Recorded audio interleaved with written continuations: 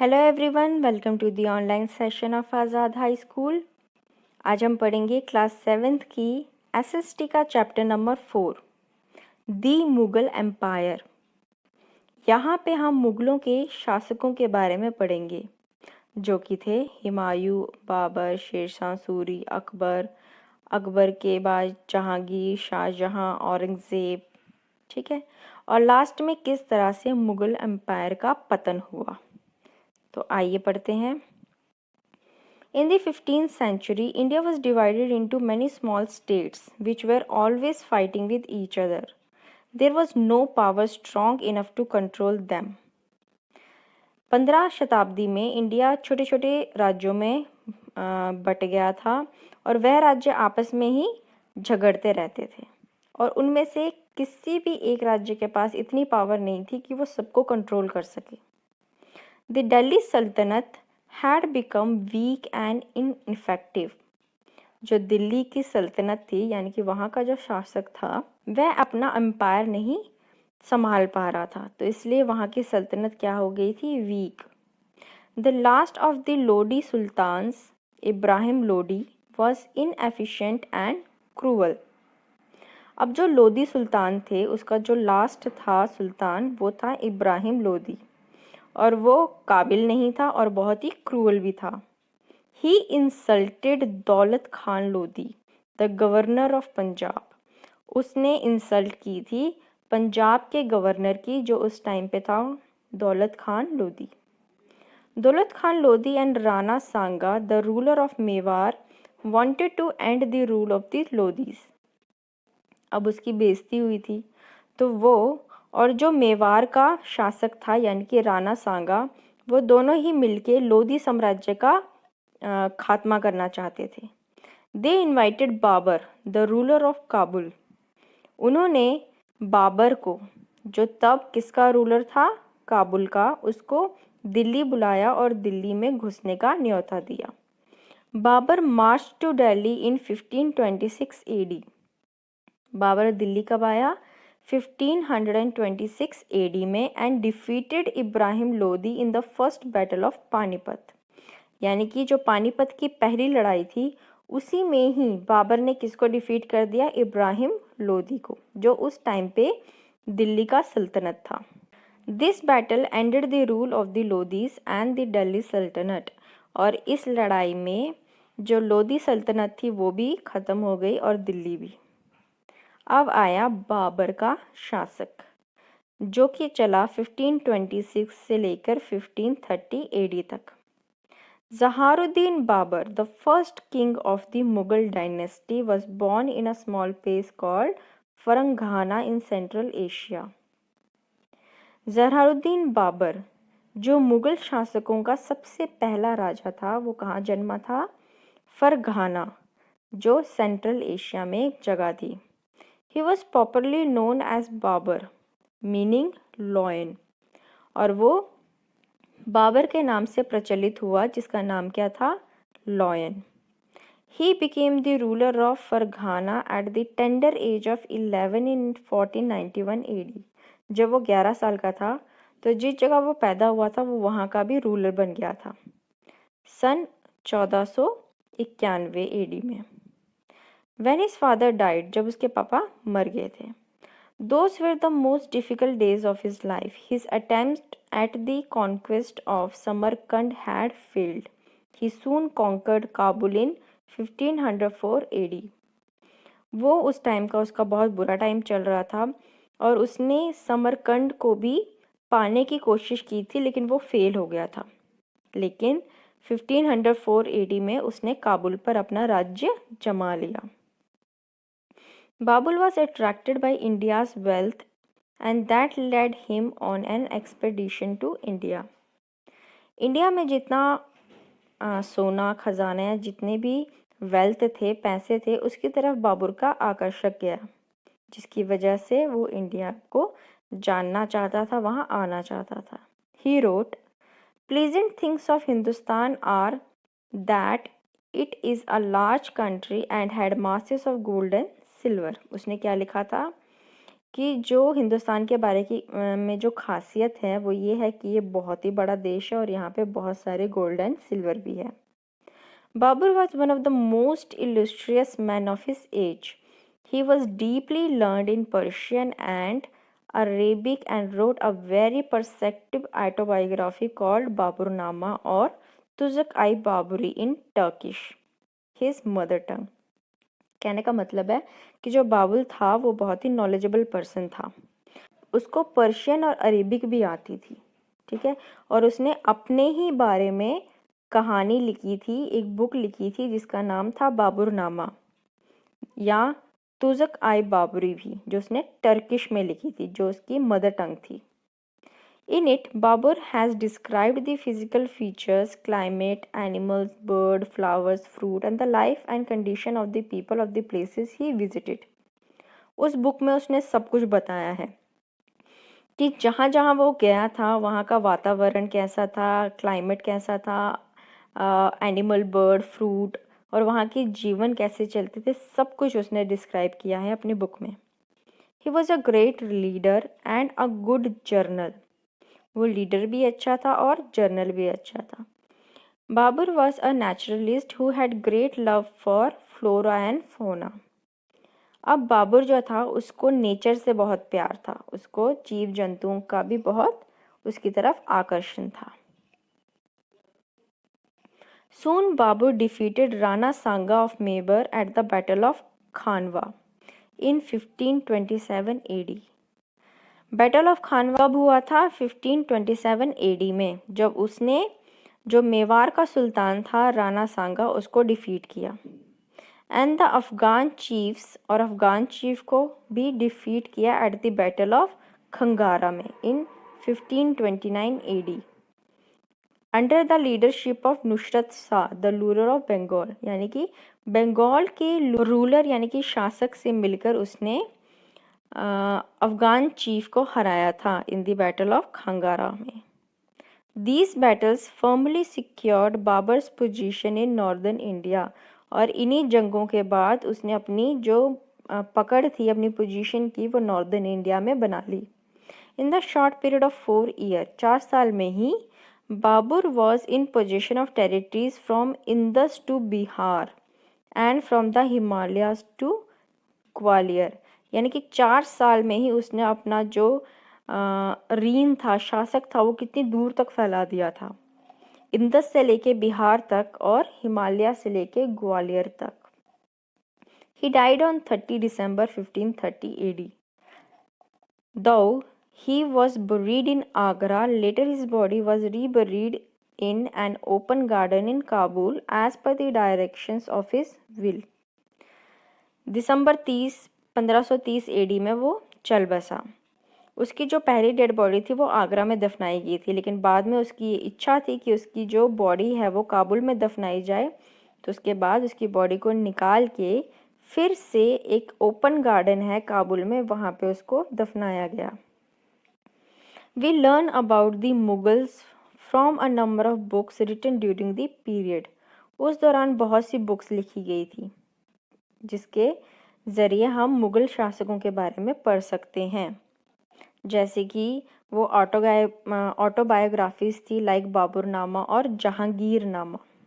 हुमायूं की बहन ने, जिसका नाम था गुलबदन, उसने भी हुमायूं की ऑटोबायोग्राफी लिखी थी। Many court historians like Abul Fazl, travellers like Frenchman Bernier and Christian missionaries like Father Rudolph have left behind very valuable account. अब जितने भी फॉरेनर ट्रैवलर्स आते थे इंडिया में, उन्होंने भी बहुत सी बुक्स लिखी थी, तो उनमें भी बहुत सी ऐसी चीज़ें बताई गई हैं।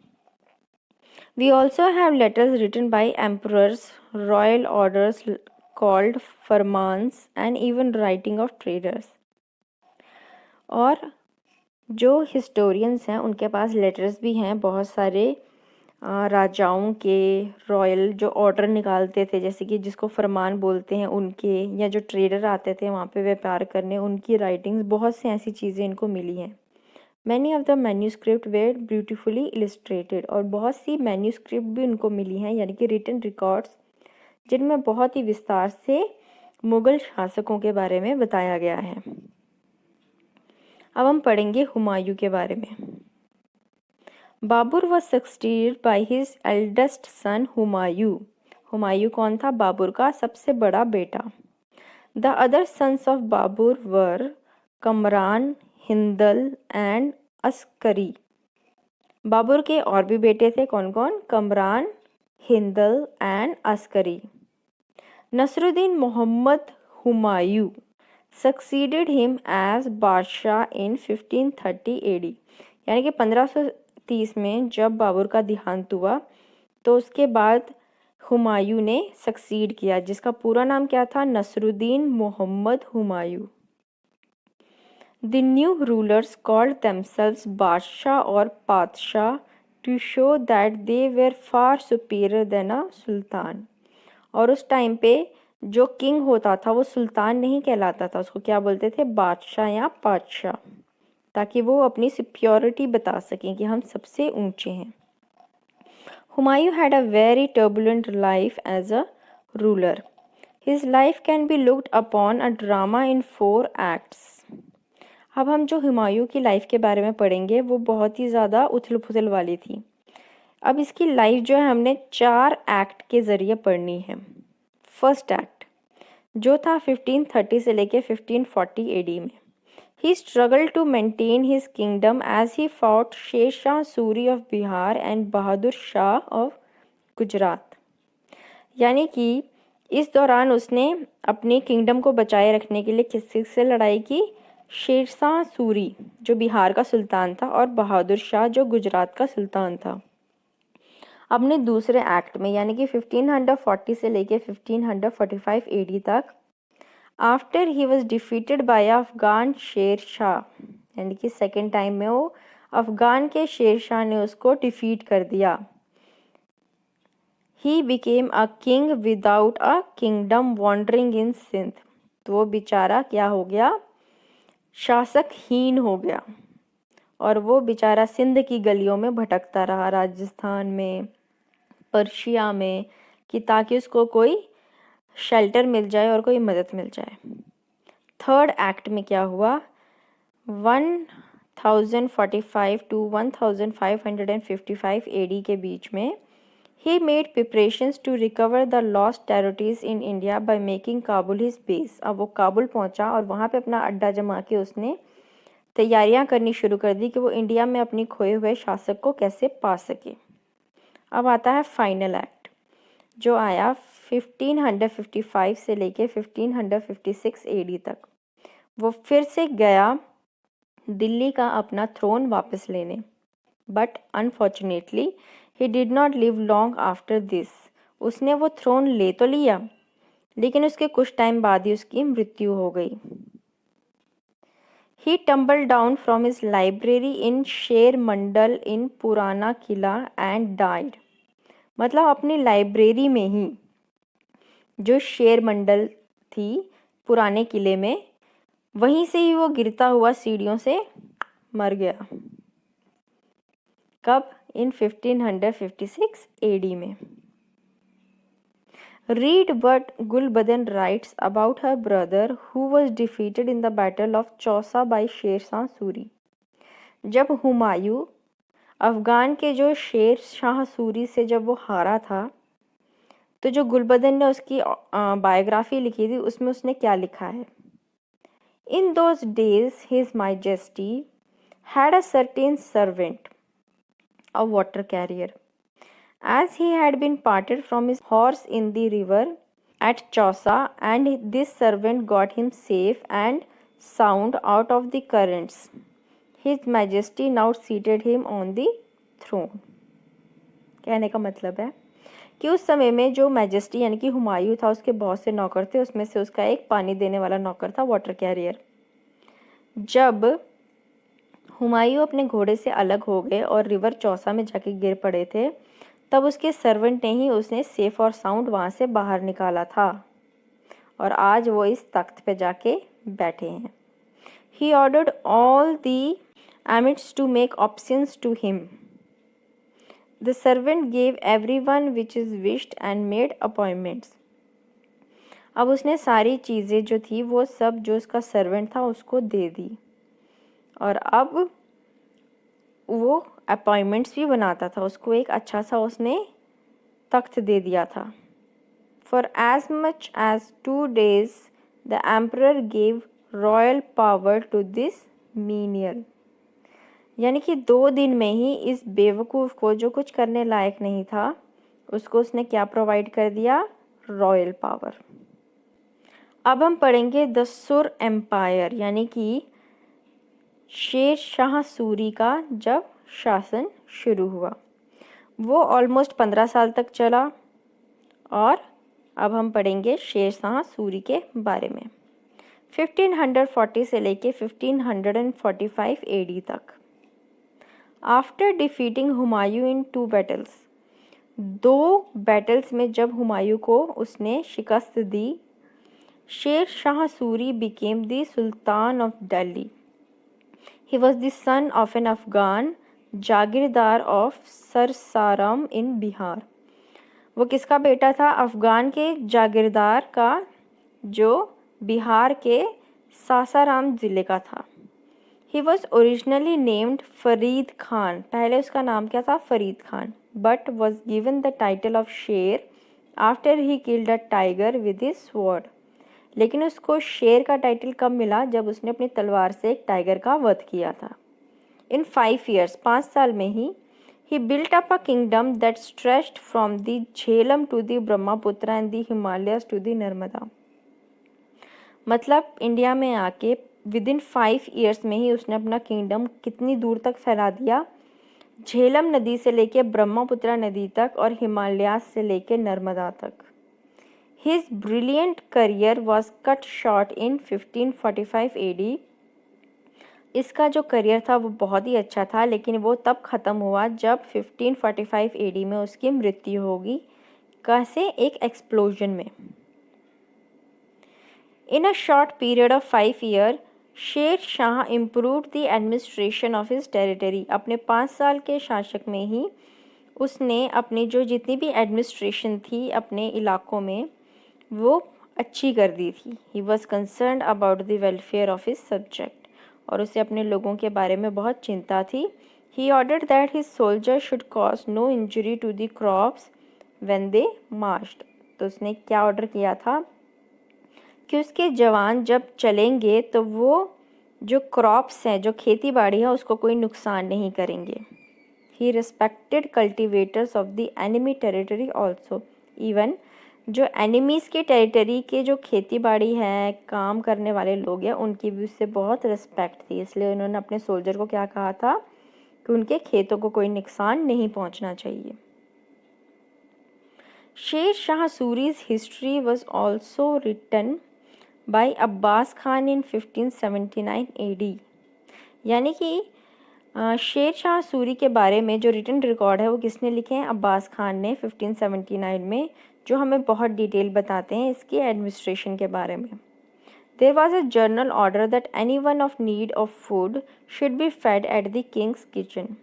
वहाँ पे एक ऑर्डर भी उसने निकाला था कि किसी को भी अगर भूख लगती है, खाने की ज़रूरत है, वो शाही किचन में आके खा सकता है। He built an excellent network of road like the Grand Trunk Road, initially called सड़क-ए-आज़म और हाईवे। उसने रोड्स भी बहुत बनाई थी। आज जो हमें पता है द ग्रैंड ट्रंक रोड, वो पहले क्या बुलाई जाती थी? सड़क-ए-आज़म, ठीक है, या highway. It ran from Sonargaon in Bengal to Lahore in Punjab. Bengal के सोनर गांव से लेके वो पंजाब के लाहौर तक रोड है। एंड देन टू मुल्तान, और आगे जाके मुल्तान तक। Another road connected Lahore to Multan.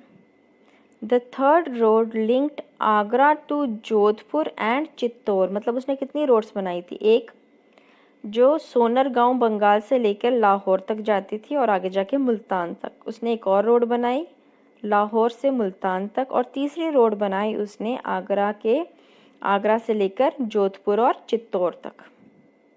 For the convenience of travellers on every road at a distance of 2 cos about, यानी कि 8 किलोमीटर तक के डिस्टेंस का, ही मेड आ सराय। अब वहाँ के जो ट्रैवलर हैं उनको तकलीफ़ ना हो, उनकी सुविधा के लिए उसने 2 कोस दूरी तक यानी कि 8 किलोमीटर के डिस्टेंसेस में ही उसने सराय बनाए। सराय मतलब वो जगह जहाँ पे लोग रह सकें। Provision was made for water, bed, food and grains for horses, और उनके घोड़ों के लिए भी बहुत सारी चीज़ें उसने उपलब्ध करवाई, जैसे कि पानी, खाना, दाने और उन लोगों के लिए बेड भी। मर्चेंट्स वर वेल ट्रीटेड, अब जितने भी व्यापारी आते थे उनको अच्छा ट्रीटमेंट दिया जाता था।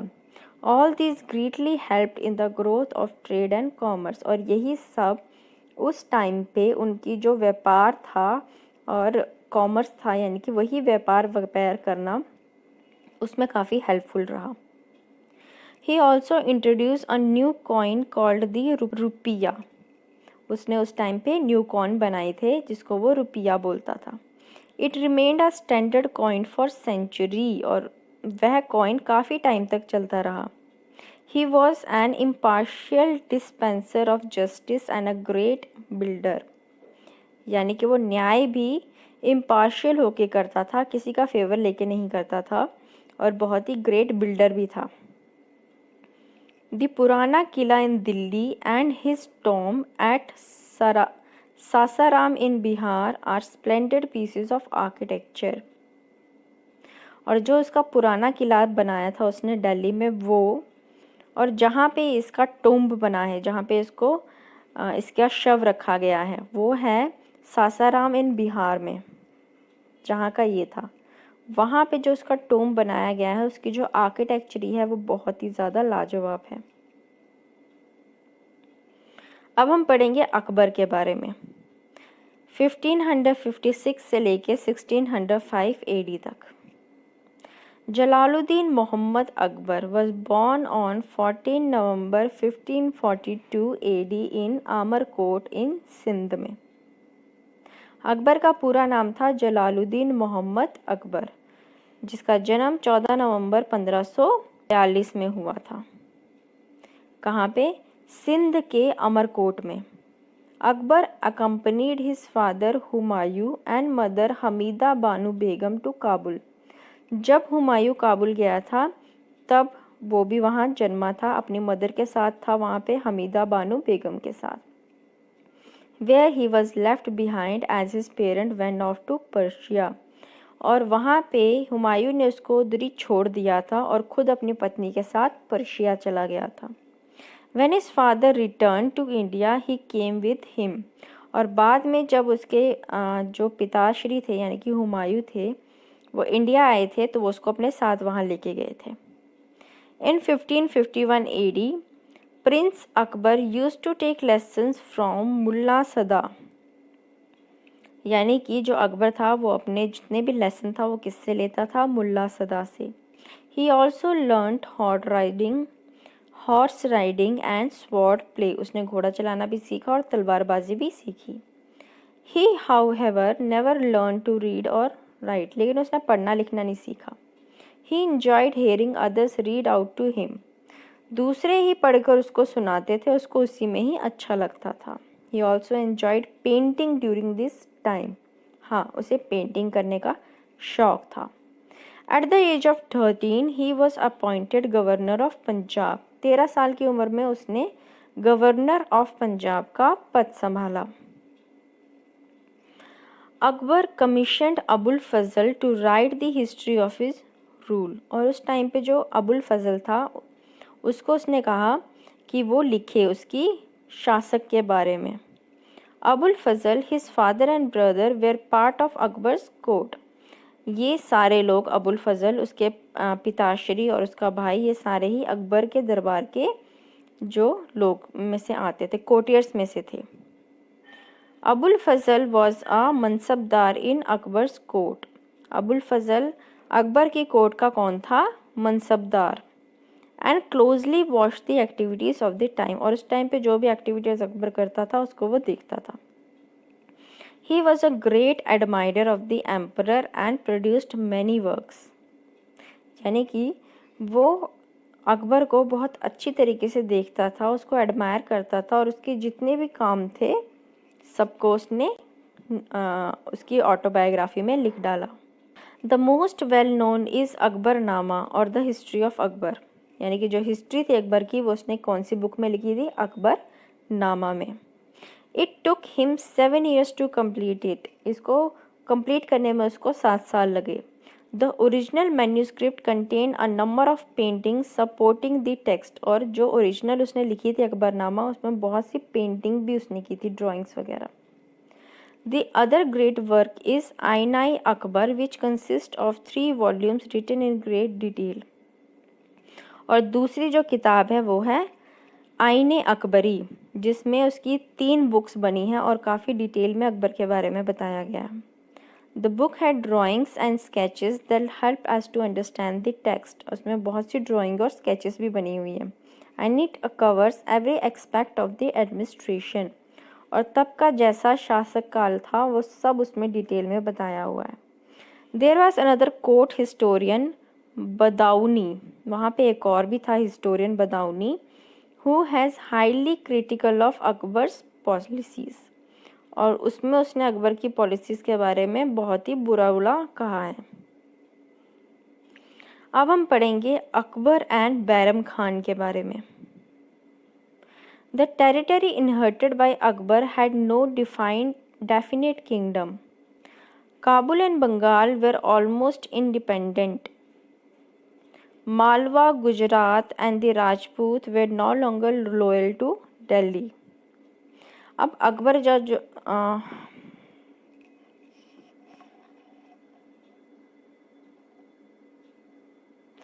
अकबर का जो शासक था वो अच्छे से डिफाइंड नहीं था, क्योंकि जहाँ पे वो रूल करता था लाइक काबुल और बंगाल वो ऑलमोस्ट अब अलग अलग राज्य बन गए थे।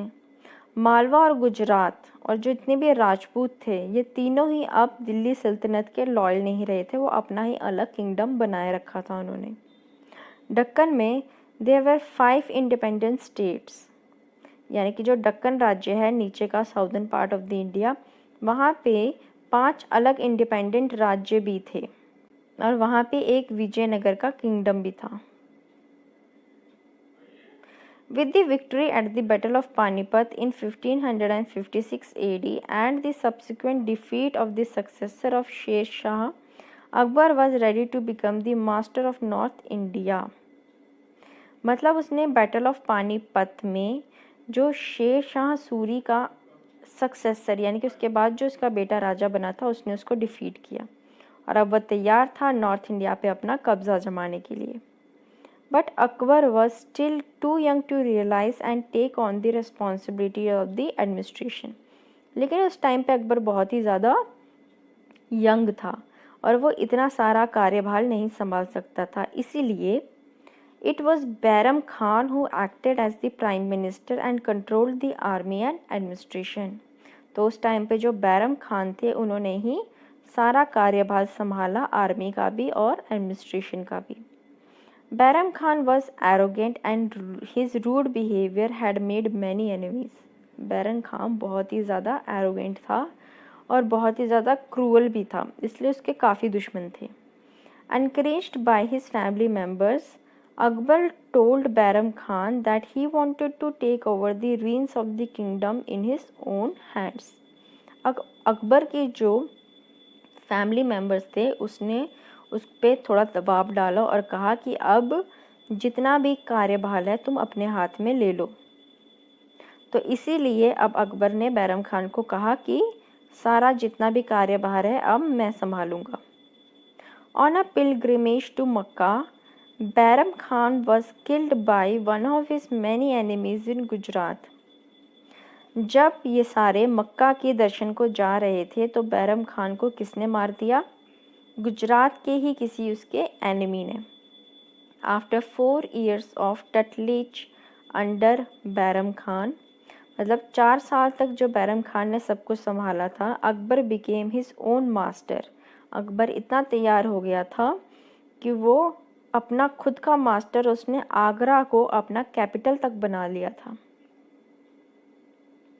अब हम पढ़ेंगे अकबर के कॉन्क्वेस्ट के बारे में कि उसने कहाँ कहाँ जाके धावा बोला, कहाँ कहाँ किन किन राज्यों पे अपना अधिकार जमाया और कैसे अपना जितना भी शासक था वो फैलाया।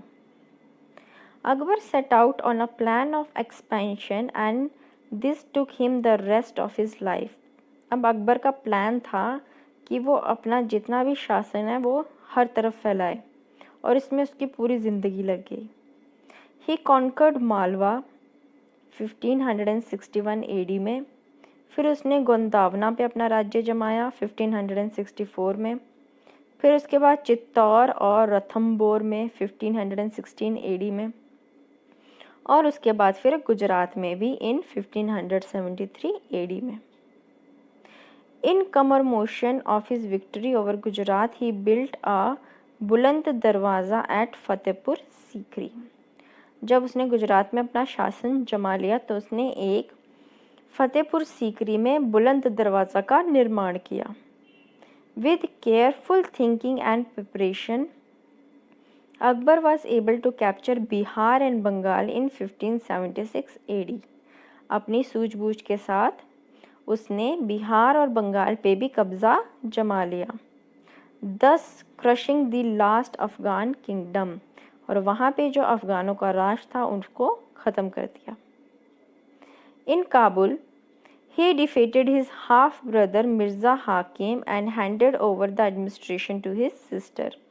काबुल में जाके जो उसका हाफ ब्रदर यानी कि स्टेप भाई था मिर्ज़ा हाकिम, उसको उसने हराया और जितना भी वहाँ का राज्य था वो सब अपनी बहन को दे दिया.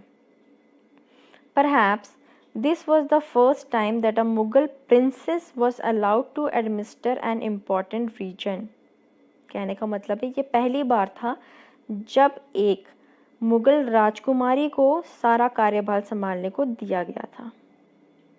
Akbar was able to fix the scientific frontier of the empire with the conquest of areas of northwest by 1587 AD. यानी कि अब उसने अपना जितना भी शासक था नॉर्थ वेस्ट में भी फैला दिया था. 1587 AD में. Ahmednagar in the Deccan. अब डेक्कन साइड में जो अहमदनगर था वो कब उसने हासिल किया 1600 AD में. Chand Bibi the aunt of the child ruler heroically defended the kingdom but the nobles accused her of trickery and murdered her. Ahmednagar का जो रूलर था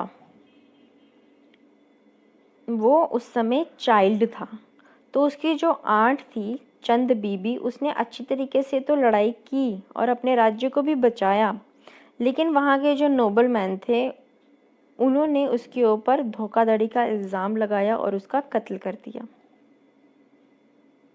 लेकिन फिर भी अकबर के पास पूरा अहमदनगर का अभी तक कंट्रोल नहीं हो पाया था. अब करेंगे हम मुग़ल नोबिलिटी के बारे में. When Babur came to India, he was accompanied by a number of Central Asian nobles called Turanis and some Iranis. यानी कि जब बाबर इंडिया में आया था तो वो बहुत सारे अपने साथ एशियन नोबल्स को भी लाया था जो अमीर होते थे, उनको वो बोलते थे तुरानीज़ और Iranis. Later some Afghan and Indian Muslims to become nobles. और कुछ टाइम के बाद तो कुछ अफ़गान और मुस्लिम भी नोबल यानी कि अच्छे खासे अमीर लोग हो गए थे. These nobles were granted Jagir which consisted of several villages and towns. और इन नोबलमैन्स को बहुत सारे जागीर प्राप्त हुई. जागीर यानी कि जिसमें बहुत सारे टाउन्स और विलेजेस आते थे, एरिया आता था. और इसके बदले उन्होंने ये प्रॉमिस किया था कि जब जब बाबर को ज़रूरत होगी आर्मी की वो अपनी आर्मी उनको देंगे. Soon Babur decided to take the help of powerful and wealthy Indian Muslim families called शेखज़ादास. अब बाबर जो है वो हेल्प लेने लगा इन्हीं वेल्दी मेंबर्स की जो मुस्लिम फैमिलीज़ के थे जिनको क्या कहा जाता था शेखज़ादास. He also wanted the support of the Rajputs, so he gave both these groups important posts in his court and made them अमीर. अब वो मुस्लिम्स को भी और राजपूत को भी दोनों को अपनी साइड रखना चाहता था, इसलिए उसने अपने कोर्ट में दोनों को अच्छी अच्छी पोजीशन दिया और उन दोनों को अमीर बना दिया. As a result a large number of Indian amir began to serve the emperor. और बहुत से अमीर जो थे वो इस एम्परर यानी कि बाबर की सेवा में लगे। Later when in 1518 AD the Turani and Irani emirs rebelled in Bengal and Kabul, he suppressed them with the help of the Indian Amir. बाद में जब 1580 AD में जो तुरानी और ईरानी वाले अमीर थे उन्होंने बगावत कर दी। कहाँ पे? बंगाल और काबुल में। इसलिए राजा ने उनको दबा दिया, और किसकी मदद से? जो इंडिया के उसके अमीर थे। Akbar also gave high post to the other Hindus, और बहुत से ऐसे हिंदूज थे जिसने अकबर ने फिर उसको बाद में अच्छी पोस्ट दी थी अपने कोर्ट में, जैसे कि राजा बीरबल और तोडरमल को। अब हम पढ़ेंगे अकबर एंड दी राजपूत्स के बारे में। Akbar realized very early in his life that he had to be Padsha of all his people and the Hindus as well as Muslim. अब उसने अपने अर्ली लाइफ में ही ये चीज़ समझ ली थी कि उसे उन सब का बादशाह बनना है। किसका? हिंदुओं का भी और मुसलमानों का भी। He took several measures to win over the Hindu population. उसने बहुत से ऐसे काम किए ताकि वो हिंदू जितनी भी जनता थी उनका दिल जीत सके। In 1562 AD, he abolished the pilgrim tax on bathing at holy places like Banaras, Prayag, etc. उनका दिल जीतने के लिए उसने क्या किया? 1562 में जो टैक्स लगता था हॉली प्लेसेस पे जाने का और वहाँ पे नहाने का, वो उसने हटा दिया। ठीक है, जैसे कि बनारस या प्रयाग में। इसके अलावा इन 1564 AD में उसने पोल टैक्स यानी कि जिसको जाजिया कहा जाता था, which the non Muslims had to pay, जहाँ पे हिंदुओं को जो पे करना पड़ता था टैक्स, जिसको क्या बोला जाता था? जाजिया, वो भी उसने हटा दिया। He also abolished the practice of forcefully converting prisoners of war to Islam, और जब वॉर में जो लाए जाते थे कैदी, उनको फोर्सफुली इस्लाम कबूल करने का जो सिस्टम था वो भी उसने बंद करवा दिया। With these measures, he laid the foundation of an empire where all citizens were treated equally. और इन्हीं सब चीज़ों के साथ उसने अपना साम्राज्य कुछ इस तरीके से बनाया कि सारे के सारे जितने भी सिटीजन्स थे उनको बराबर का अधिकार मिले। Akbar's relation with the most of the Rajput kings were friendly, यानी कि जो अकबर का रिलेशन था वो बहुत से राजपूत राजाओं के साथ अच्छा था, दोस्ताना था। In the middle of January 1562 AD, Akbar received Raja Bharmal, the chief of Amber of Jaipur, who offered his eldest daughter Harka Bai to Akbar in marriage. January 52 AD में जो राजा भारमल थे, अम्बेर के राजा यानी कि अभी जो जयपुर कहलाता है उसके राजा थे, उन्होंने अपनी बड़ी बेटी हरका बाई का विवाह का प्रस्ताव अकबर के सामने रखा। This marriage secured for him the powerful support of Amber throughout his reign, और इसी जो मैरिज थी उसी के साथ उसको जो अम्बेर का सपोर्ट था वो भी मिल गया था। His Hindu wives were allowed to have complete religious freedom, और जो भी उसकी हिंदू वाइफ थी उनको धार्मिक स्वतंत्रता दी गई थी, लाइक कि वो अपने जो हिंदू धर्म में जो पूजा पाठ है वो कर सकते थे, क्योंकि अकबर तो मुसलमान था। Akbar celebrated all the festivals like Deepawali and Basant Panchami, और साथ ही साथ अकबर भी उनके साथ सारे फेस्टिवल को सेलिब्रेट करता था जो हिंदू फेस्टिवल थे, लाइक दीपावली भी और बसंत पंचमी भी। Badauni writes that he allowed the burning of hom in the apartments of his Hindu wifes and wore the rakhi on its wrist, यानी कि उसने बदौनी जिसने अकबरनामा वगैरह लिखा हुआ था,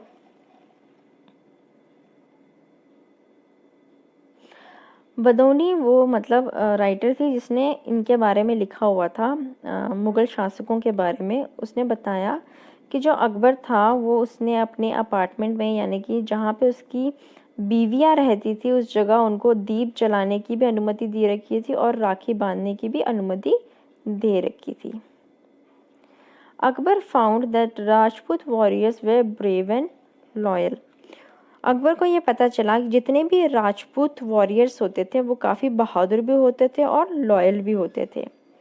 He allowed the rulers to rule over their kingdom and all of them became his Amir and Amirs with Jagirs. इन्होंने उन सबको ये फ्रीडम दे रखी थी कि वो अपने किंगडम पे रूल कर सकते हैं और इन सब ने उसको अकबर ने अमीर बना रखा था और अपनी जागीर दे रखी थी। So they help him by commanding his army और supplying contingents during a war. और इसी प्रकार से जब भी वॉर में उनकी ज़रूरत पड़ती थी तो वो सारे अकबर की मदद करते थे। On the other hand, most of the Rajputs realized that Akbar was too strong to fight and if they accepted their friendship, he would not attack them. और बाकी जो राजपूत राजा थे वो उसके साथ क्यों थे? क्योंकि उनको पता था कि अकबर बहुत ताकतवर है, इसलिए उन्होंने ये सही समझा कि वो उससे दोस्ती कर ले ताकि वो उनके राज्य पे अटैक ना करे। However, some Rajput states like Ranthambore and Jodhpur refused to submit to him. लेकिन कुछ ऐसे राजपूत थे कहाँ के, रतनबोर और जोधपुर के, जो अकबर के साथ नहीं मिलना चाहते थे। सो ही अटैक्ड एंड कॉन्कर्ड देम। इसलिए अकबर ने क्या किया, उनके राज्य में जाके उन पे हमला बोल दिया और उनके राज्य को हथिया लिया। After the conquest of Chittor, Rana Uday of Mewar has fled from the fortress of Chittor. जब अकबर ने चित्तौर पे हमला किया तो वहाँ का जो राजा था मेवाड़ का, राणा उदय, वो वहाँ से भाग गया चित्तौर से। His valiant successor and son Rana Pratap Singh waged a long war with Akbar and gradually recovered much of Mewar. अब जो राजा उदय का बेटा था वो कौन था? राणा प्रताप सिंह। बाद में उसने बड़ी सारी अकबर के साथ जंगें लड़ी और काफ़ी हिस्सा मेवाड़ का अपनी ओर ले लिया, बट चित्तौर नहीं ले पाया। Rana Pratap met the Mughals in a pitched battle at Haldi Ghati in 1576 AD। यानी कि जो हल्दी घाटी का बैटल हुआ था वहाँ पे मुगलों और राणा प्रताप के बीच में जंग हुई थी। The Mughal army was led by मान सिंह। और मुगल आर्मी को कौन चला रहा था? Man Singh. The Rajputs in both the armies fought fiercely. यानी कि दोनों ही राजपूत, दोनों साइड राजपूत ही आर्मी थे और वो आपस में बहुत ही खतरनाक तरीके से लड़े। Rana fought obstinately till he received wound for an arrow and then left the field of battle. Rana काफ़ी टाइम तक लड़ा पर तब तक जब तक उसको एक एरो नहीं लगा। जैसे ही उसको एरो लगा वो वहाँ से भाग खड़ा हुआ। After this Rana continue to struggle against Akbar, waging guerrillas warfare till he died. बाद में भी राणा ने काफ़ी टाइम तक उसके साथ लड़ाइयाँ की अकबर के साथ, जब तक वो मर नहीं गया। Rana Pratap was the only Rajput ruler who refuse to submit to Akbar. Rana Pratap एक ऐसा शासक था जिसने अकबर से मिलने से मना कर दिया था, यानी कि उसका साथ देने से मना कर दिया था। आगे है आपका रिलीजियस बिलीफ, यानी कि उस टाइम पे जो धार्मिक बिलीफ थे वो क्या क्या थे। Akbar was an Orthodox Muslim and spent several hours on praying every day. यानी कि वो अकबर काफ़ी हद तक पूरा मुसलमान था, वो सारे अपने जितने भी मुसलमान के रूल्स होते थे प्रेइंग के वो सब अपनाता था, इसलिए वो हर रोज़ प्रे करता था। He had been brought up in an atmosphere of liberal ideas. लेकिन उसके जो आइडियाज़ थे वो बहुत ही ज़्यादा लिबरल थे। He began to believe in Sulh Kul, जिसको बोला जाता है peace for all, and treated people of all religious faith and classes of society equally. इसलिए उसने क्या किया, जितने भी रिलीजन थे, जितने भी सारे लोग थे, उन सबको इक्वली ट्रीट किया। He had gradually realise that all religions had a number of good points. और उसने धीरे धीरे ये समझा कि जितने भी धर्म होते हैं सब में कुछ ना कुछ अच्छाई होती है, उनके भी कुछ व्यूज़ होते हैं, उनके भी कुछ धार्मिकताएँ होती हैं। He felt that if the best point of all religion could be combined, the people of his empire would greatly benefit from him. इसने कहा कि जो अच्छी अच्छी चीज़ें हैं अगर सारे रिलीजन से ली जाएं तो ये सभी लोगों के लिए सही रहेंगी। Therefore he suggested a religious path called the Din Ilahi और divine monotheism, religion of one God. तो उसने कौन सा उनको रास्ता दिखाया? दिने इलाही का, जिसे कहा जाता था डिवाइन मोथिज्म, कि सबका मालिक एक, इस टाइप का, the religion for one God. It was based on the main ideas given in all religion. और ये जो धार्मिक चीज़ें थी ये किस आइडिया पे था? जो उसने सारे रिलीजन्स में से गुड गुड पॉइंट्स लिए थे, उन पॉइंट्स के आधार पर उसने एक अपना ही रिलीजन बनाया। The basic principle of Din-e-Ilahi was very simple. उसका बेसिक प्रिंसिपल क्या था? It encouraged belief in one God. ये बताता था कि हमें सिर्फ एक ही भगवान की पूजा करनी चाहिए, हमारा एक ही भगवान है। Akbar declared himself as the spiritual guide of his people. उसने सबको क्या बताया कि मैं ही हूँ आपको इस ओर ले जाने वाला इकलौता इंसान। He discouraged the killing of animals, giving cruel punishment to criminals and the custom of sati. उसने जानवरों को मारना ये भी बंद करवाया और जो ऐसा करेगा उनको पनिशमेंट दी जाएगी, और जो सती प्रथा थी उसको भी ख़त्म करवाया। The practice of worshipping the sun, fire and other sources of light was an important part of it. और इस दिने इलाही में जो सन, आग या जितने भी सोर्सेज ऑफ लाइट होते हैं उनको, उनकी वर्कशिप करना, उनकी पूजा करना भी इसका एक हिस्सा था। Akbar built a hall of worship called इबादत खाना एट फतेहपुर सीकरी। और फतेहपुर सीकरी में उसने एक हॉल बनाया था जहाँ पे लोग इबादत करते थे, यानी कि पूजा करते थे, जिसको कहा जाता था इबादत खाना।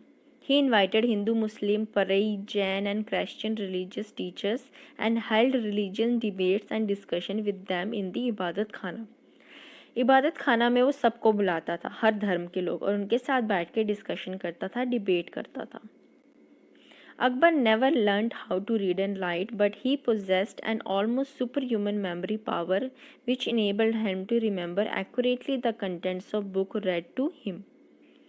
हालांकि हमें पता है कि अकबर को पढ़ना लिखना नहीं आता था, लेकिन उसकी मेमोरी पावर बहुत शार्प थी। जो भी उसको जो चीज़ पढ़ के सुनाता था उसे हमेशा याद रहती थी। He was always surrounded by learned people and his court was famous for the ninth gem, the नवरत्न। यानी कि वो हमेशा अपने नवरत्नों से घिरा होता था, जो कि बहुत ही ज़्यादा लर्नड पीपल थे, इंटेलिजेंट पीपल थे, उनको बहुत नॉलेज थी। और वो नवरत्न कौन कौन थे? राजा बीरबल, राजा मानसिंह, राजा टोडरमल, हकीम हुमन, मुल्ला दुपियाजा, फैज़ी, अबुल फजल, अब्दुल रहीम एंड तानसेन। ये थे उसके Navratna. Akbar fell seriously ill with stomach ailment in October 1605। 1605 में अकबर को पेट में कुछ दर्द हुआ और वो बहुत ही ज़्यादा बीमार पड़ गया और मर गया एट द एज ऑफ 63 पे। Even today, Akbar is remembered and admired by one and all of his greatest Mughal ruler. और आज भी अकबर को याद किया जाता है जितने भी मुग़ल रूलर बने उनमें, कि वो बहुत ही अच्छा शासक था। अब हम पढ़ेंगे जहांगीर के बारे में। जहांगीर 1605 से लेकर 1627 AD तक। Jahangir, the eldest son of Akbar, succeeded to the throne in 1605 AD. He imprisoned his son Khusharu when he revolted against him. He ended the long-standing conflict between the Mewars and the Mughals. He subdued the Afghans of Bengal, but his campaign against the Deccan states was not successful. His son Prince Khurram, जिसको बाद में शाहजहां कहा गया, captured the fort of Kangra, but Jahangir lost Kandahar to the Persians. Early in life his father Akbar was angry with him और अलॉन्ट of Anarkali. Jahangir जो अकबर का सबसे बड़ा बेटा था, बाद में अकबर के बाद उसने जो थ्रोन था यानी कि जो राजगद्दी थी वो संभाली थी 1605 AD में। उसका जो बड़ा बेटा था खुसराव, वो उसके अगेंस्ट जा रहा था, इसलिए उसने उसको बंदी बना दिया था। वो अपनी पूरी ज़िंदगी तक काफ़ी टाइम तक मेवाड़ और मुग़लों के बीच जो जंग हो रही थी उसको उसने स्टैंड यानी कि देखा था, जंगें की थी। बाद में उसने जो बंगाल के जो अफ़गान थे उनको हराया था, लेकिन वह डेक्कन स्टेट्स यानी कि जो साउथ के स्टेट्स थे इंडिया के, उनको नहीं जीत पाया था। हिज सन, जहांगीर का बेटा खुर्रम, जिसको बाद में शाहजहां कहा गया, उसने फोर्ट ऑफ कांगड़ा को कैप्चर कर लिया था, यानी कि फोर्ट ऑफ कांगड़ा को जीत लिया था। लेकिन जहांगीर ने खानदार जो एक जगह थी उसको लॉस्ट कर लिया टू दी पर्शियंस, यानी कि पर्शियंस ने उस पर अपना अधिकार जमा लिया। स्टार्टिंग में अकबर जो था वो जहांगीर से बहुत नाराज़ था। क्यों? क्योंकि अनारकली के बारे में। अब हम पढ़ेंगे तुज़ुक आई जहांगीरी के बारे में। तुज़ुक आई जहांगीरी क्या है? ये एक ऑटोबायोग्राफी है जहांगीर की। The autobiography of Jahangir gives a good idea about the man and his interest. It shows him as a man of justice. It also gives 12 rules of conduct to be observed by all his people. Read the following description. तुज़ुक आई जहांगीरी जो autobiography थी जहांगीर की, वहाँ हमें अच्छा खासा जानकारी प्रदान करती है किसके बारे में? जहांगीर के बारे में और उसके शौक़ के बारे में। वह बताती है कि जहांगीर क्या था? न्याय का दाता था। उसने अपने 12 रूल्स बनाए थे जो हर किसी को मानने थे। आइए पढ़ते हैं। After my accession, the first order I gave was the fastening up the chain of justice, so that oppressed might come to this chain and shake it, so that its noise might attract attention. One end was fastened to the fort at Agra and the other end to a stone post fixed on the bank of the river. उसमें लिखा गया था कि जब जहांगीर ने अपना शासक संभाला था तब उसने पहला काम किया था कि वहाँ की जो न्याय नीति थी उसको ठीक किया था, ताकि हर कोई जो है आगे आए और इस न्याय नीति समझे और उसी के अनुसार चले, जिसकी वजह से सब लोगों के बीच में जहांगीर को अट्रैक्ट होना यानी कि उसका नोटिस होने लग गया। सबसे पहले तो उसने आगरा से शुरुआत की और उसके बाद धीरे धीरे पूरी बैंक ऑफ द रिवर यानी कि नदी के किनारे जो थी सारी इलाकों में अपना रूल लागू किया। अब हम पढ़ेंगे नूरजहाँ के बारे में। जहांगीर मैरिड नूरजहाँ इन 1611 AD। जहांगीर ने नूरजहाँ के साथ शादी की थी 1611 AD में। His real name was Mehr Unnisa. जो नूरजहाँ थी उसका नाम क्या था? Real name Mehr Unnisa. Jahangir made her the chief queen and gave her the title of Nur Jahan, the light of the world. Jahangir ने अपनी बीवी को यानी कि जो चीफ क्वीन थी वो बनाया और उसको ये टाइटल दिया नूरजहाँ का, जिसका मतलब होता है the light of the world. She was extremely talented and beautiful. Persian art and culture flourished under her influence. वो बहुत ही ज़्यादा टैलेंटेड थी और खूबसूरत भी थी। आर्ट और कल्चर जो पर्शिया से आया था वो इसी के अंडर आगे बढ़ा। She struck coins and also made land grants. उसने कॉइन्स वगैरह भी बनाए थे और जो ज़मींदारों में जो ज़मीन से रिलेटेड पैसे दिए जाते थे वो भी उसने लागू किया था। She and her family members had imported administrative post. She was able to influence Jahangir in his decision. यानी कि जो नूरजहाँ की अपनी फैमिली थी, राइट, उसकी जो मायके वाला साइड था वो भी बहुत ही सारे एडमिनिस्ट्रेटिव पोस्ट पे था और वो जहांगीर को इन्फ्लुएंस करती थी, यानी कि अपने हिसाब से उसके नियमों को बदलती थी। Her efforts to promote her son in law Shahryar to the throne and made prince Khurram revolt against Jahangir.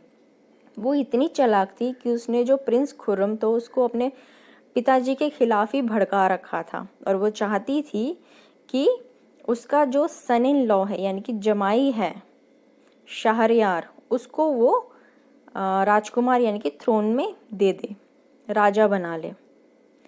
When Jahangir died, जब जहांगीर की मृत्यु हुई, Noor Jahan lived a retired life till her death in 18 years later. उसने जब जहांगीर की मृत्यु हुई तो नूरजहां ने अपना सारा कुछ त्याग के 18 साल तक अपनी ज़िंदगी व्यतीत की और उसके बाद उसकी भी मृत्यु हो गई। अब हम पढ़ेंगे शाहजहां के बारे में। After that of Jahangir, Jahangir के मरने के बाद खुर्रम ने सक्सीड किया मुग़ल थ्रोन को, जो बाद में शाहजहां कहलाया इन 1628 AD में। Shahjahan was the 5th Mughal emperor after Babur, Humayun, Akbar and Jahangir. इन सब के बाद 5th नंबर पे शाहजहां की बारी आई थी। He succeeded to the throne upon his father Jahangir that in 1627 AD। उसने वो थ्रोन यानी कि जो राज्यभार था वो कब संभाला था? अपने पिता की मृत्यु के ही तुरंत बाद 1627 AD में। शाहजहां's reigns was largely peaceful. There was prosperity in the empire. During his reign, architecture witnesses tremendous growth. जब शाहजहां का शासक हुआ तो सब लोग बहुत ही शांति से अपना काम करते थे, बहुत ही ज़्यादा पीसफुल था। उसके रीन में जो आर्किटेक्चर ही थी यानी कि बिल्डिंग बनाना, सुंदर सुंदर नकाशी करना, वो उसमें बहुत ग्रोथ हुआ। He build the Taj Mahal at Agra in the memory of his wife Mumtaz Mahal. और उसने ताजमहल का भी निर्माण किया था आगरा में अपनी जो पत्नी थी उसकी याद में। कौन? मुमताज महल की। He also build a new city called Shahjahanabad known as a old Delhi. उसने एक नई सिटी भी बनाई थी, इसको कहा जाता था शाहजहानाबाद, जो आज ओल्ड दिल्ली के नाम से प्रसिद्ध है, और उसने उसको अपनी कैपिटल भी बनाया था। He also send his armies to far away Balkh and Badakhshan in Central Asia. उसने अपनी आर्मी को कहाँ भेजा हुआ था? बल्ख और बदख्शान में, जो सेंट्रल एशिया में थी। This as well as the campaign to recover Kandahar was unsuccessful. और वो क्यों भेजी थी उसने? ताकि वो खानदार को हासिल कर सके, लेकिन वो भी उसका बेकार रहा। European trader continued their trading activities during the reign of Shah Jahan. They established numerous trading outposts in different parts of the empire. When he came to know that the Portuguese were not paying custom duties, he defeated them and made them trade on his terms.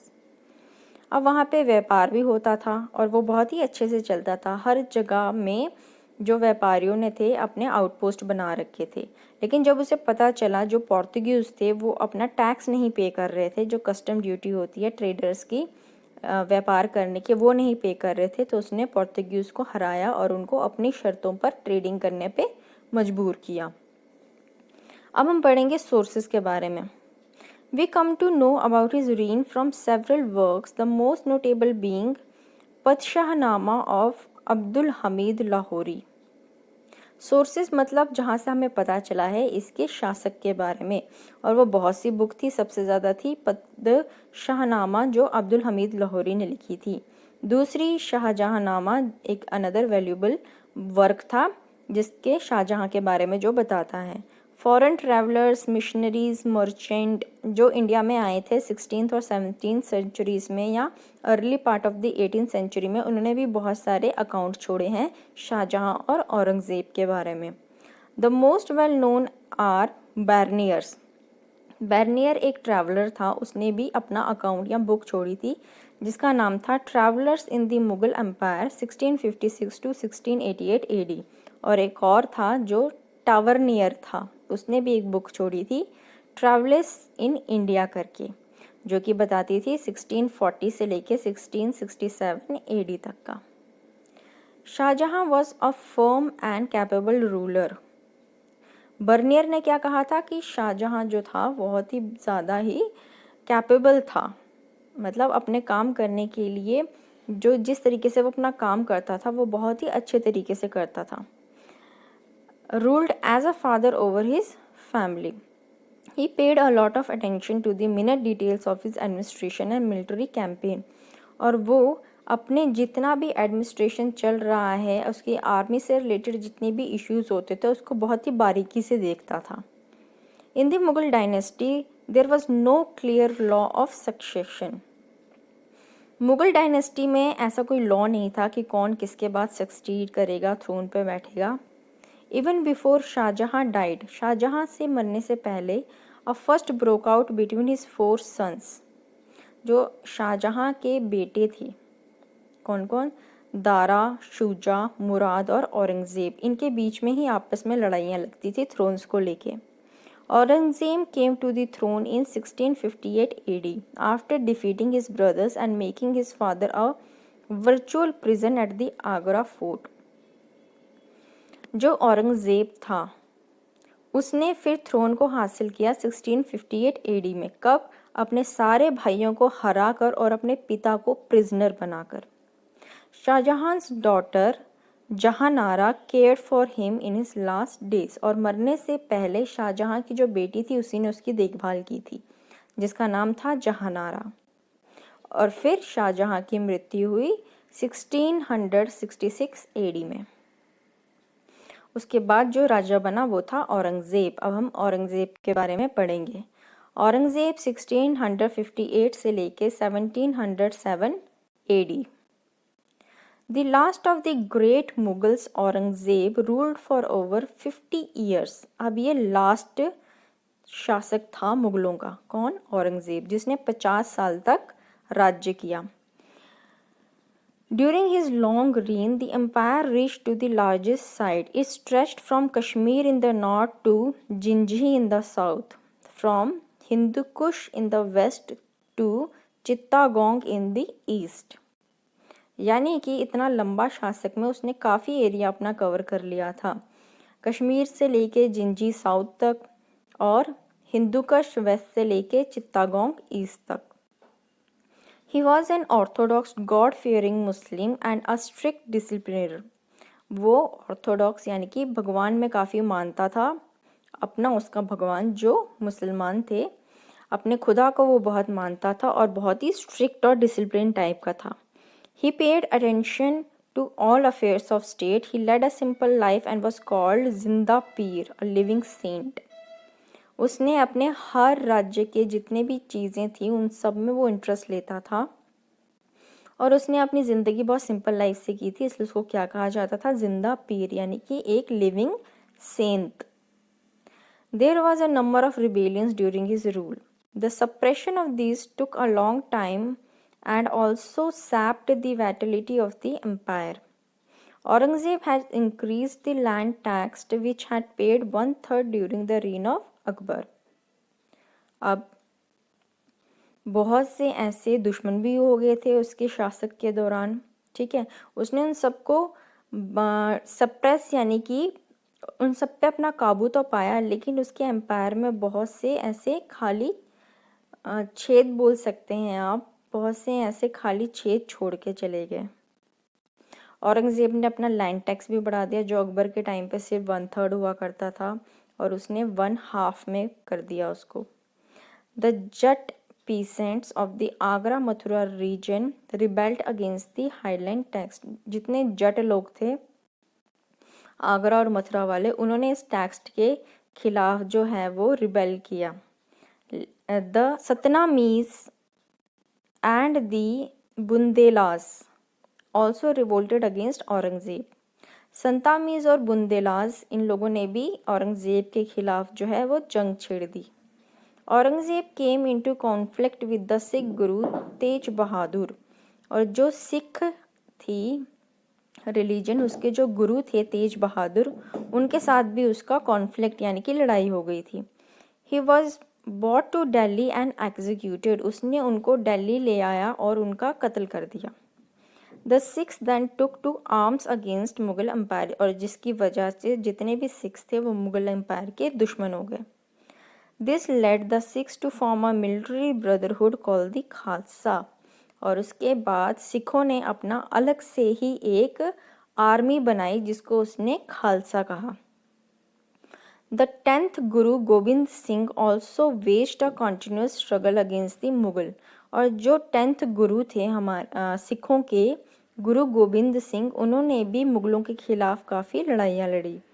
He lost his 4 sons in the battle, उन्होंने अपने 4 जो उनके बेटे थे वो भी उस जंग में गंवा दिए। Aurangzeb's policy of interfering in the affairs of the Rajput states of Marwar and Mewar caused a lot of damage to the Mughal prestige. और जितने भी राजपूत एस्टेट थे, ज़्यादातर मेवार और मेवार के, उनमें भी वो अपनी दखलंदाजी करता था, जिसकी वजह से भी मुग़लों की प्रेस्टीज जो थी वो कम हो रही थी। His longest and toughest struggle was against Shivaji and the Marathas. और सबसे ज़्यादा जो राजपूत थे, शिवाजीज और मराठास, उनके खिलाफ उसकी काफ़ी कॉन्फ्लिक्ट यानी कि जंगें होती थी। This kept him in the Deccan for several years, और इसकी वजह से वो डेक्कन में ही रहा। Though he succeeded in annexing the Deccan states of Bijapur and Golconda, he was unable to subdue Shivaji and his successors. हालांकि उसने डेक्कन स्टेट में जो बीजापुर और गुलकंडा आते हैं उनको वह अपना कब्जा तो जमा लिया था, लेकिन वो शिवाजी और उसके जितने भी बेटे आए थे उनको नहीं हरा पाया था। Aurangzeb adopted many anti-Hindu measures that made him unpopular amongst the Hindus. अब उसने हिंदुओं के खिलाफ बड़े से ऐसी चीज़ें ला खड़ी कर दी थी जिसके वजह से जो हिंदू थे वो उसके दुश्मन बन गए थे। He reversed Akbar's policy by reimposing the jizya on non Muslims. जब अकबर ने जो जाजिया था, जो हिंदूज पे लगाया था, जो टैक्स वो हटाया था, लेकिन औरंगज़ेब ने फिर से उनको लागू कर दिया। It was bitterly imposed by the Hindus. अब it was bitterly opposed by the Hindu, और फिर हिंदुओं ने उसको बड़ी ही कड़वाहट से लिया इस बात को और इसका भी अपोज किया। Though he suspended it later because of protest, it has caused enough damage. हालांकि उसने बाद में ये टैक्स हटा दिया था क्योंकि बहुत लोग प्रोटेस्ट कर रहे थे, लेकिन तब तक बहुत ही ज़्यादा डैमेज हो चुका था। He even ordered a number of temples like Somnath temple Gujarat, Vishwanath temple Banaras to be destroyed. उसने मंदिर तोड़ने का हुक्म जारी कर दिया था। जो सोमनाथ टेम्पल था गुजरात में और जो विश्वनाथ टेम्पल था बनारस में, उनको तोड़ने का हुक्म जारी किया। It was a great setback to the policy of toleration followed by the earlier rulers. He forbade singing in his court. He also discontinued the celebration of Nowruz and the practice of the emperor showing himself to the public. उसने बहुत सी ऐसी चीज़ें की जो उस time पे उसको नहीं करनी चाहिए थी। उसने अपने कोर्ट में गाना वाना गाना उसको भी बंद करवा दिया। नवरोज़ जो वो सेलिब्रेट करते थे मुस्लिम, उसको भी बंद करवा दिया। इवन जो राजा अपने पब्लिक के सामने आता था, खुशियाँ बांटता था, वो भी उसने बंद करवा दिया। He even reserved some post in the revenue department only for the Muslim. अब उसने मुस्लिम जो थी उसी को ही बढ़ावा दिया, और जो उसके रेवेन्यू डिपार्टमेंट में पोस्टें थी वहाँ पे भी सिर्फ मुस्लिम को ही रखा। The Muslim amirs also oppose this policies. अब जो अमीर थे मुस्लिम वो भी ये पॉलिसीज़ नहीं मानना चाहते थे। Aurangzeb also donated money to a few Hindu temples. उसने हिंदू टेम्पल्स में मनी तो डिनोट की, but there are farmans in Mahakal temple of Ujjain that tell us so. अब जो महाकाल टेम्पल है उज्जैन में, वहाँ पे कुछ ऐसे फरमान थे, ऐसे रिटन डॉक्यूमेंट थे जो बताते थे कि उसने शायद डोनेशन दी थी कुछ टेम्पल्स में। In fact there were more Hindu amirs during his rule than that of the Akbar. और उसने बहुत से हिंदू अमीर्स भी रखे थे, मतलब अकबर में जितने थे उससे भी ज़्यादा हिंदू अमीर्स अपने आर्मी में या अपने साथ अपने कोटियर्स में रखे थे। राजा जय सिंह और Jaswant Singh were his close adviser. ये जो दो हिंदू अमीर थे, राजा जय सिंह और जसवंत सिंह, ये इसके एडवाइज़र थे। The impact of all the Wars. अब जितने भी वॉर हुए वगैरह उसका इम्पैक्ट क्या पड़ा। Aurangzeb prolonged absence from northern India combined with his lack of foresight and statesmanship weakened the empire. He died in 1707 AD में। अब जितने भी वॉर्स वगैरह हुए थे और नॉर्दर्न साइड में जितने वॉर्स हुए, और उस समय औरंगज़ेब वहाँ प्रेजेंस नहीं था, जिसकी वजह से क्या हुआ, उसकी एम्पायर जो थी वो कम हो गई, वीक हो गई, और 1707 AD में उसकी मृत्यु भी हो गई। सोर्सेज अब कहाँ से हमें ये सब पता चला। Although Aurangzeb discussed the writing of history, yet there are several accounts of his time. उस टाइम पे उसने लिखना वगैरह जितने भी अकाउंट रखने थे औरंगज़ेब ने मना कर दिया था, फिर भी हमें बहुत सी ऐसी चीज़ें मिली थी उस टाइम की। कौन कौन सी थी वो? अलमगीरनामा जो मोहम्मद खाजिम ने लिखा था, नुस्खा इद दिल खुशा जो भीमसेन ने लिखा था, और फुतूहत आई अलमगिरी जो कि ईश्वर दास ने लिखा था। तो ये भी हमें उस टाइम के औरंगज़ेब के शासन के बारे में भी बहुत कुछ बता गए। अब उसके बाद कौन आया? The Mughal empire lasted officially till 1857 AD। The successor of Aurangzeb were weak, inefficient and corrupt. Mughal empire ज़्यादा से ज़्यादा 1857 AD तक ही चला, क्योंकि जो औरंगज़ेब के आगे के सक्सेसर उसके बेटे थे वो कमज़ोर थे, काबिल नहीं थे और करप्ट भी थे। The nobles who were divided into fraction control the ruler. और जो नोबल्स यानी कि बड़े बड़े जो अमीर थे वो जो टुकड़ों में बटे थे उन्होंने ही क्या है अपना रूल जमाना स्टार्ट कर दिया। The apparent weakness of the empire invited the invasion of Nadir Shah and Ahmad Shah Abdali. अब ये जो वीकनेस हो गई थी एम्पायर की, इसके मुगल साम्राज्य की, इसने न्योता दे दिया किसको? नादिर शाह और अहमद शाह अब्दाली को, ताकि वो दिल्ली आए और उन पे कब्जा कर सकें। Delhi was plundered and northern India was left in ruins। अब दिल्ली में उन लोगों ने एंट्री मारी और सब कुछ तबाह कर दिया, नॉर्दर्न इंडिया तो पूरा तबाह हो गया। As this happened a number of states broke away from the empire. और बहुत से ऐसे राज्य थे जिसकी वजह से उसके एम्पायर से हटकर अलग हो गए। ओके, तो ये था हमारा ये चैप्टर। आई होप आपको समझ में आया होगा मुगल शासकों के बारे में। आइए इसकी एक्सरसाइज करते हैं अब। Number 1, choose the correct option. Sher Shah built an excellent network of dash system, जिसमें आएगा आपका नन ऑफ दीज, यानी कि इसमें से एक भी नहीं था।